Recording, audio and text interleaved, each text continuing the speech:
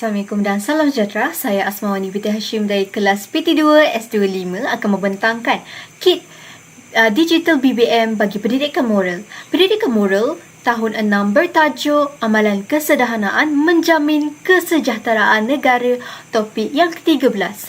Nilai murni yang akan dibawakan dalam topik ini ialah nilai kesederhanaan. BBM yang saya hasilkan ialah Meta Theater Roblox, iaitu gabungan bahan mawujud dan digital bagi membantu murid untuk memahami nilai kesederhanaan secara lebih interaktif dan lebih bermakna.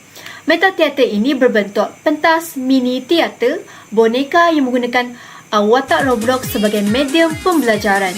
Pemilihan tema Roblox ini adalah bertujuan untuk dekat dengan murid. Contohnya, murid biasa bermain Roblox yang bermain dengan situasi sebenar seperti bandar, taman, festival. Ini memudahkan mereka untuk membayangkan situasi dengan lebih sebenar dan kreatif. Okey, konsep BBM ini adalah ia berasaskan simulasi di mana murid belajar melalui pengalaman. Okey, ia menggalakkan penakulan efektif, kognitif dan psikomotor murid dalam membantu murid mengaitkan nilai kesederhanaan dengan kesejahteraan negara. Sebagai contoh, murid tidak hanyalah mendengar tentang pembaziran makanan merupakan bukan amalan kesederhanaan, tidak. Tetapi ia melakonkannya situasi tersebut seperti mereka melakonkan mengambilkan makanan berlebihan. Seterusnya mereka akan berfikir apakah impak mengambil makanan berlebihan ini dan kepentingan nilai kesederhanaan. Okey. Kemudian BBM Meta Theater ini terdiri daripada yang pertama ialah pentas mini teater. Ini digunakan sebagai ruang persembahan lakonan boneka murid. Yang kedua adalah terdapat template boneka Roblox. Ini adalah template boneka Roblox di mana mereka boleh mengubah suai muka, mereka boleh mengubah suai baju Roblox mengikut kesesuaian lah, mengikut kreativiti ahli kumpulan tersendiri. Yang ini boleh pasang. Okey, yang seterusnya adalah kad misi. Kemudian yang seterusnya adalah kad misi. Kad misi ini dia mengaitkan dengan situasi yang sebenar. Contohnya dalam kad misi yang ketiga ini, di mana situasi sambutan perayaan Ramadan diadakan di bandar Roblox. Kemudian murid kena lakonkanlah bagaimana impak sekiranya penduduk di bandar ini mengamalkan pembaziran makanan dan apakah kepentingan amalan kesederhanaan dan apakah impak sekiranya mereka tidak mengamalkan amalan kesederhanaan kepada kesejahteraan negara. Okey, maka mereka akan mendapatkan ini dan melakonkannya.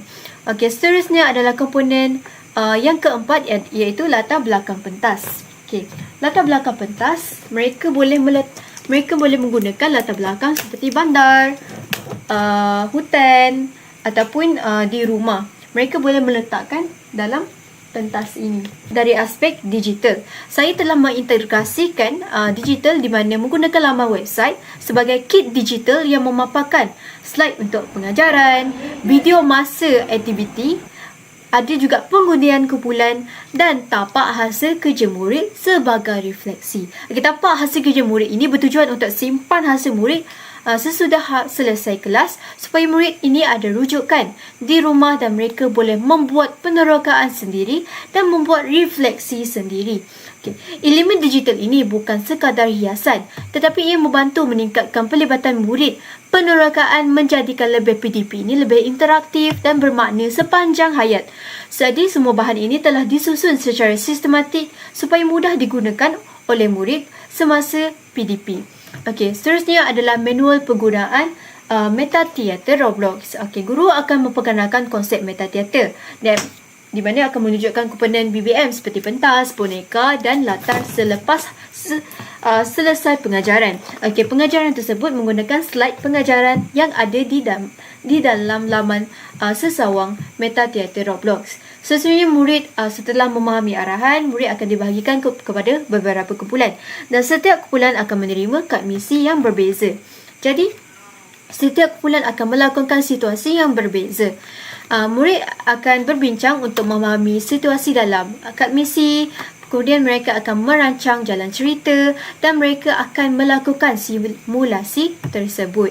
Mereka akan menggunakan boneka Roblox ini untuk melakonkan situasi tersebut. Selesai mempersembahkan lakonan di hadapan kelas, mereka akan menggunakan pengundian kumpulan di dalam laman sesawang ini untuk menilai kumpulan masing-masing dan mereka akan menjalankan refleksi bagi setiap kumpulan apa yang mereka telah mempelajari dan apa yang mereka telah fahami. Seterusnya adalah BBM ini selari dengan standard kandungan 13.0 kerana aktiviti ini memberi fokus kepada amalan kesederhanaan dalam kehidupan sebenar. Melalui kad misi, murid mencapai standard pembelajaran 13.1 iaitu menyelarikan contoh. Contohnya murid menyatakan mengambil makanan secukupnya, menjimatkan elektrik. Manakala melalui lakonan, murid sebenarnya telah mencapai standard pembelajaran 13.2 iaitu menguraikan kepentingan dan menghayati situasi tersebut. Murid menunjukkan bahawa tidak membazir makanan, membantu menjimatkan sumber negara dan mereka memahami yang menjimatkan tenaga elektrik ini sebenarnya mengurangkan kos negara. Melalui aktiviti ini, murid sekaligus memahami kesan amalan kesederhanaan dan mengaitkan dengan kesejahteraan negara secara lebih jelas melalui situasi yang berbeza. Nilai kerjasama dapat diterapkan di mana setiap ahli kumpulan perlu memainkan peranan masing-masing. Contohnya, ada murid yang mengawal boneka, ada murid yang merancang cerita.